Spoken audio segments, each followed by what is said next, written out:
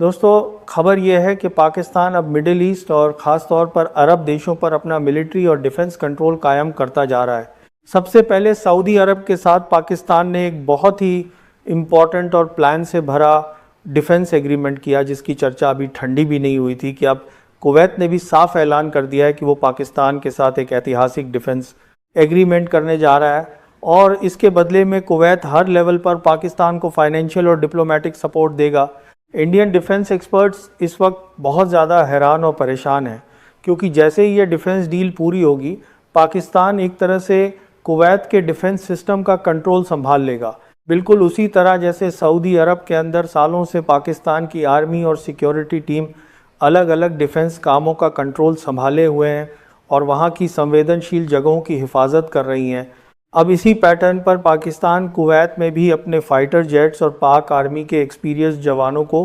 तैनात करने जा रहा है, जो पाकिस्तान के लिए न सिर्फ एक बहुत बड़ी स्ट्रैटेजिक कामयाबी है, बल्कि ये पूरी दुनिया के सामने उसकी मिलिट्री पावर साबित करने जैसा है। अब सवाल ये उठता है कि कुवैत ने इतना बड़ा फैसला अचानक क्यों लिया। तो दोस्तों, इसके पीछे हाल ही में हुई ईरान और अमेरिका की भयंकर जंग की स्थिति और बढ़ता हुआ टेंशन का माहौल है। ईरान की तरफ से कुवैत में मौजूद अमेरिकी मिलिट्री बेसेस और एयर बेसेस पर लगातार मिसाइलें दागी जा रही थीं और कुवैत के लीडर्स को ये समझ आ गया था कि अमेरिकी मौजूदगी उनके लिए सिक्योरिटी के बजाय ख़तरे की वजह बन रही है। इसी के बाद कुवैत ने तुरंत इस्लामाबाद से कांटेक्ट किया और पाकिस्तान के सामने एक मजबूत डिफेंस एग्रीमेंट का ऑफ़र रखा। पाकिस्तान ने इस ऑफ़र पर थोड़ा टाइम मांगा, अपनी शर्तों को चेक किया और अब दोनों देश इस ऐतिहासिक एग्रीमेंट पर पूरी तरह राज़ी हो चुके हैं।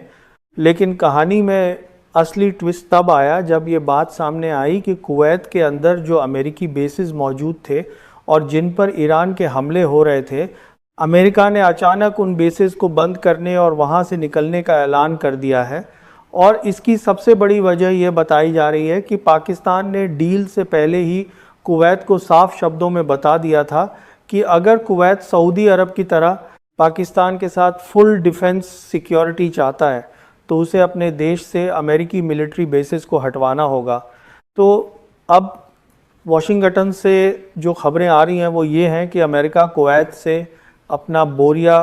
बिस्तर समेट कर निकल रहा है, या यूं कहें कि भाग रहा है, और अब अमेरिका यही मिलिट्री बेसिस इजराइल में शिफ्ट करने का प्लान बना रहा है। असली टेंशन अब तेल अवीव यानी इजराइल के लिए खड़ी हो चुकी है, क्योंकि इजराइल को ये साफ दिख रहा है कि पाकिस्तान धीरे धीरे अरब दुनिया में कदम जमाते हुए अब सीधा इजराइल के सिर पर जा बैठ रहा है। पाकिस्तान जिस तरीके से अरब देशों को अपनी मिलिट्री सिक्योरिटी दे रहा है और अपने फाइटर जेट्स और फोर्सेस को वहाँ शिफ्ट कर रहा है, उससे ये बात साफ हो जाती है कि पाकिस्तान अब इजराइल को हर तरफ से घेरने का प्लान बना रहा है और मिडिल ईस्ट का पूरा पावर बैलेंस अब अमेरिका के हाथ से निकलकर पाकिस्तान के कंट्रोल में जाता दिख रहा है। जबकि दूसरी तरफ अगर हम भारत की बात करें तो भारत हमेशा पाकिस्तान को पीछे ढकेलने की कोशिशों में लगा रहा और हर इंटरनेशनल प्लेटफॉर्म पर पाकिस्तान को आतंकवाद से जोड़कर उसकी छवि खराब करने का दावा करता रहा। लेकिन सच्चाई ये है कि पाकिस्तान हर दबाव के बाद भी पहले से ज़्यादा मजबूत होता चला गया और आज दुनिया देख रही है कि पाकिस्तान आसमान की ऊंचाइयों को छू रहा है। भारत के तमाम दावों और डिप्लोमेटिक कोशिशों के बावजूद पाकिस्तान ने न सिर्फ अपनी इकोनॉमिक और मिलिट्री पोजीशन को संभाला है, बल्कि अब वो अरब देशों के साथ बड़े बड़े डिफेंस एग्रीमेंट्स करके पूरे रीजन की सिक्योरिटी का मुख्य सेंटर बनता जा रहा है। जिन अरब देशों पर कभी पश्चिमी ताकतों का दबदबा हुआ करता था, आज वही देश अपनी सुरक्षा के लिए पाकिस्तान की तरफ देख रहे हैं। ग्लोबल एनालिस्ट भी इस बात को मान रहे हैं कि पाकिस्तान की न्यूक्लियर पावर और उसकी अनुभवी आर्मी ही अब मिडिल ईस्ट में असली स्टेबिलिटी ला सकती है। तुर्की से लेकर कुवैत और सऊदी अरब तक जो नया मिलिट्री नेटवर्क तैयार हो रहा है, उसने पश्चिमी मीडिया को भी सोच में डाल दिया है। जो ताकतें कल तक पाकिस्तान को अलग थलग करने की रणनीति बना रही थी, आज उन्हें समझ आ रहा है कि पाकिस्तान को नज़रअंदाज करके मिडिल ईस्ट की कोई भी सुरक्षा नीति तैयार नहीं की जा सकती। भारत के पॉलिसी मेकर्स के लिए ये एक बहुत बड़ा झटका है, क्योंकि जिस रीजन में भारत अपना असर बढ़ाना चाहता था वहाँ अब पाकिस्तान का झंडा लहरा रहा है और ये बात साफ साबित करती है कि इंटरनेशनल लेवल पर पावर का पलड़ा अब पूरी तरह बदल चुका है। और अगर हम डिफेंस के मोर्चे और ग्लोबल पॉलिटिक्स के स्ट्रेटेजिक पॉइंट ऑफ व्यू से और ज़्यादा गहराई में जाकर देखें तो सबसे अहम और बुनियादी बात ये सामने आती है कि पाकिस्तान इंडिया को अपना उतना बड़ा और मेन दुश्मन मानता ही नहीं है जितना बड़ा दुश्मन वो इज़राइल को समझता है, क्योंकि पाकिस्तान की मिलिट्री और पॉलिटिकल लीडरशिप की नज़र में इंडिया के मुकाबले ज़्यादा ख़तरनाक, चालाक और असली ख़तरा इज़राइल है। और हकीकत भी यही है कि पाकिस्तान और इज़राइल के बीच पाई जाने वाली दुश्मनी इतनी ज़्यादा पक्की, गहरी और सीरियस है कि जिसकी मिसाल दुनिया के किसी भी दो देशों के बीच देखने को नहीं मिलती। तेल अवीव की सरकार या इज़राइल का कोई भी लीडर, प्राइम मिनिस्टर या मिलिट्री कमांडर जब कभी भी इंटरनेशनल मीडिया पर या डिप्लोमेटिक लेवल पर पाकिस्तान के ख़िलाफ़ ज़रा सा भी कुछ बोलता है, पाकिस्तान की सिक्योरिटी पर उंगली उठाता है या उसके नए न्यूक्लियर प्रोग्राम और शाहीन मिसाइल प्रोग्राम को टारगेट करने की कोशिश करता है, तो इस्लामाबाद की तरफ से बिना किसी देरी के, बिना किसी फ्लेक्सिबिलिटी के और बिना किसी डर के तुरंत इज़राइल का पूरा वजूद मिटाने और उसे दुनिया के नक्शे से हमेशा के लिए ख़त्म कर देने का बहुत ही आक्रामक, साफ और कड़ा रिएक्शन सामने आता है। आज के इस नए दौर में भी सिचुएशन और पावर का बैलेंस ये है कि अगर इज़राइल पाकिस्तान के ख़िलाफ़ ज़रा सा भी कुछ बोले या मामूली सी भी पॉलिटिकल और मिलिट्री गलती करने की कोशिश करे तो बिल्कुल उसी दिन, उसी घंटे और उसी वक्त पाकिस्तान के ताकतवर इंस्टीट्यूशंस की तरफ से तेल अवीव को ये खुली, बहुत ज़्यादा